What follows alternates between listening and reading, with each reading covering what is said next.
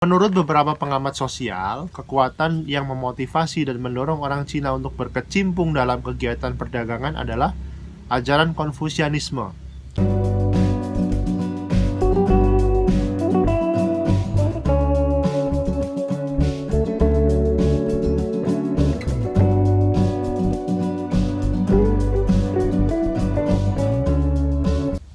Halo guys, Assalamualaikum warahmatullahi wabarakatuh. Ketemu lagi dengan Ko Haris. Dan masih kita nerusin bacain buku buat kalian. Masih di buku yang sama, Rahasia Bisnis Orang Cina, karya dari An Wang Seng. Oke, kita akan lanjutkan di bab ke-11 dari buku ini. Rahasia Bisnis Orang Cina. Meskipun kasih sayang dan sikap patuh tidak dapat dinilai dengan uang, kekayaan akan dapat memberikan kebahagiaan dan meningkatkan status sosial, keluarga, dan masyarakat. Keberhasilan orang Cina dalam bidang perdagangan seringkali menimbulkan berbagai pertanyaan. Banyak yang bertanya-tanya bagaimana orang Cina bisa begitu sukses dalam bidang perdagangan dan ekonomi. Padahal, banyak di kalangan Tauke, Taiko, dan Taikun Cina berasal dari keluarga yang miskin. Kebanyakan dari mereka hijrah dari negara Cina hanya membawa baju yang melekat di badan dan tidak mempunyai apa-apa, termasuk harta benda serta pendidikan.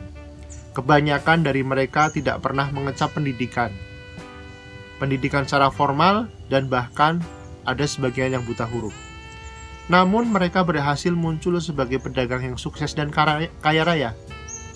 Banyak orang Cina menjadi kaya. Banyak orang Cina menjadi kaya di luar negeri dan bukan di negara asal mereka. Ekonomi Asia Tenggara rata-rata dikuasai dan didominasi oleh orang Cina. Kedatangan mereka pada awalnya bertujuan mencari makan. Namun pada akhirnya mereka yang memberi makan dan membuka kesempatan kepada penduduk setempat. Penguasaan ekonomi oleh orang Cina di Malaysia, Indonesia, Brunei, Thailand, Singapura, Filipina sudah bukan menjadi rahasia lagi. Dominasi mereka dalam ekonomi di negara-negara tersebut sering menimbulkan perasaan tidak puas hati di kalangan pribumi. Kehadiran orang Cina membuat iri hati dan dicurigai. Dalam kebanyakan kasus, orang Cina seringkali disalahkan sebagai penyebab kemiskinan, kemunduran, dan kemelaratan bangsa-bangsa lain. Oke, kita lanjut lagi. Hal ini tidak seharusnya terjadi karena hal ini tidak memberikan gambaran yang benar tentang orang Cina. Baik disadari atau tidak, orang Cina tidak menjadi kaya dan menguasai ekonomi dalam sekejap mata. Proses ini memakan waktu yang panjang dan terjadi secara evolusi selama bertahun-tahun. Orang Cina mulai dari bawah, dari yang tadinya tidak mempunyai apa-apa akhirnya menjadi orang terkaya dan berhasil. Semua itu tidak diperoleh secara magic seperti sulap ya. Tidak ada magic dalam keberhasilan perdagangan orang Cina. Mereka seperti bangsa-bangsa lain juga, mau tidak mau ikut berusaha dan bersaing. Mereka menahan diri untuk tidak tidur dan berhemat. Mereka mengorbankan waktu luang dan mengambil risiko untuk dapat memajukan perdagangan mereka. Pedagang Cina juga mengalami masa jatuh bangun. Kadangkala mereka rugi dan di lain waktu mereka untung. Banyak yang sudah berhasil dan tidak sedikit juga yang mundur di tengah jalan. Apa yang dialami oleh pedagang lain juga dialami oleh orang Cina.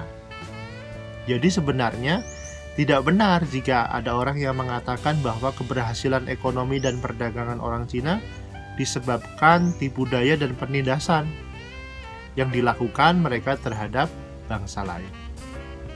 Orang Cina berhasil bukan karena faktor keturunan.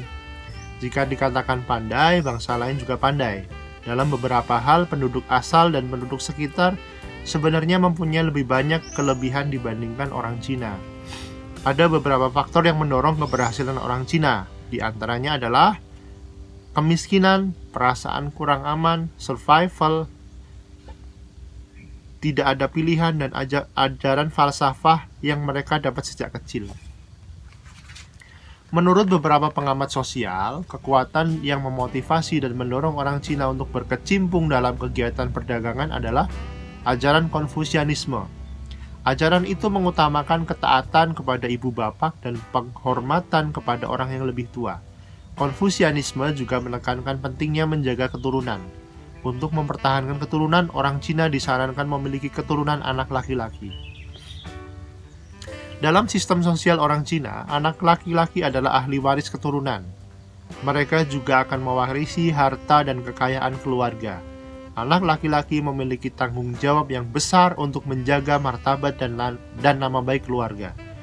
Mereka harus berusaha mengharumkan nama keluarga dan memuliakan keturunannya.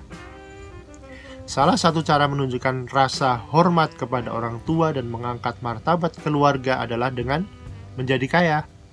Kekayaan dapat membeli kemewahan dan menjadikan seseorang dihormati dan dipandang mulia. Satu-satunya cara untuk menjadi kaya adalah dengan menduduki jabatan tinggi dalam kerajaan.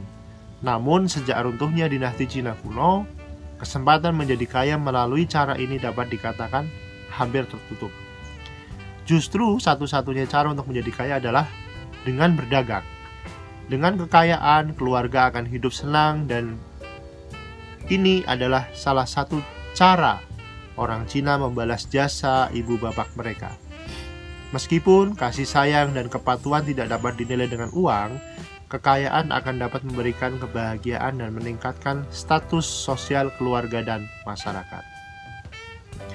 Menjadi kaya dan sukses dalam perdagangan atau pendidikan menjadi jalan bagi orang Cina untuk membalas segala pengorbanan serta jasa ibu bapaknya. Sejak kecil, ibu bapak orang Cina memberikan anjuran kepada anak-anak agar berhasil dan menjadi kaya. Mereka menanamkan minat berdagang dengan harapan anak-anak mereka dapat hidup mandiri. Orang Cina tidak suka mendapat gaji. Golongan yang mendapat gaji tidak memiliki kedudukan sosial yang tinggi dalam masyarakat. Orang Cina dianjurkan berdagang, walaupun hanya kecil-kecilan. Pendapatannya mungkin lebih kecil dibandingkan mereka yang mendapat gaji, tetapi akan dianggap lebih baik ketimbang bekerja dengan orang lain. Berdagang sendiri berarti seseorang dapat menjadi bos atau tuan. Bekerja dengan orang sampai kapanpun akan dianggap sebagai kuli. Orang yang berdagang dikatakan berani, dan hanya orang beranilah yang memiliki kesempatan menjadi kaya dan sukses. Orang yang berdagang mendapat kedudukan yang istimewa dalam masyarakat Cina. Keadaan ini menjelaskan mengapa orang Cina suka berdagang dibandingkan bekerja di kerajaan ataupun di pabrik. Rahasia kesuksesan dagang orang Cina adalah karena tidak membatasi diri dalam menggeluti bidang perdagangan. Uang tidak pernah dijadikan sebagai penghalang. Asal ada kemauan, di situ pasti ada jalan. Yang penting, kita harus berusaha, tabah, dan sanggup menderita untuk hidup susah. Bidang perdagangan bukanlah bidang yang mudah dan menuntut seseorang bekerja lebih keras dan lama dibandingkan mereka yang mendapat gaji. Mereka berusaha memajukan perdagangan karena lebih keras mereka bekerja, lebih banyak keuntungan yang akan diperoleh. Sebagai tauke dan pemilik perdagangan, mereka mempunyai kekuasaan untuk membuat keputusan dan menentukan arah perdagangan. Untuk dinikmati sendiri. Jika rugi, akan menanggung segala akibatnya. Jika untung, keluarga juga akan ikut senang. Jika rugi, mereka dapat mencoba lagi. Setidaknya harus mencoba dan berusaha. Masalah gagal atau berhasil merupakan masalah lain. Perdagangan menjanjikan keuntungan yang menarik dan kesempatan untuk dapat keluar dari kepompong kemiskinan serta belenggu kesusahan. Tidak ada rahasia dalam perdagangan orang Cina, kecuali berani mencoba dan berbuat. Jika berbuat, hendaklah sampai berhasil, dan jangan hanya bersikap hangat-hangat tai ayam. Acuh tak acuh adalah sikap yang tidak ada dalam kamus dagang orang Cina. Yang ada hanya berbuat yang benar dan bekerja dengan sungguh-sungguh. Asik ya? Dari 11 bab ini kita udah banyak ambil pelajaran bahwasanya kesuksesan itu ya karena kita bekerja keras, belajar terus, mentalnya oke. Jadi abaikan itu kita mungkin bukan terlahir dari orang kaya, Nggak ada masalah, yang penting kita mau terus berusaha, belajar. Insya Allah nanti kita juga bisa sukses. Oke, sampai ketemu lagi di pembacaan di bedah buku selanjutnya di bab ke-12. Bab ke-12 besok kita akan bahas tentang petuah bisnis orang Cina. Sampai ketemu lagi, jangan lupa like, share, subscribe, dan komen channel YouTube aku. Terus maju, terus semangat. Assalamualaikum warahmatullahi wabarakatuh.